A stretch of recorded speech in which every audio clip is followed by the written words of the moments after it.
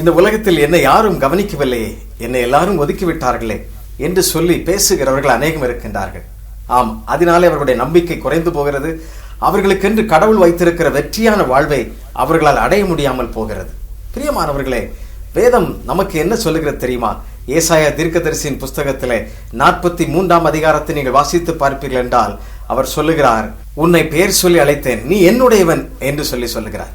ஆம், அவர் நம்மை பெயர் சொல்லி அழைக்கிறார். இந்த உலகத்தில் உள்ள பலர் நம்மை மறந்து போயிருக்கலாம், அநேகர் நம்மை விட்டு தூரமாய் போயிருக்கலாம். ஆனால் நம்மை உள்ளங்கைகளில் வரைந்து வைத்து அழகு பார்க்கிறவர், நம்முடைய எல்லாவற்றையும் அறிந்திருக்கிறவர், இந்த உலகம் நம்மை பார்க்கும் என்பதாகவே அவருடைய கண்கள் உங்களை பார்த்திருக்கிறது. ஆகவே நீங்கள் ஏன் தோற்று போக வேண்டும்? நீங்கள் ஏன் நம்பிக்கை இழக்க வேண்டும்?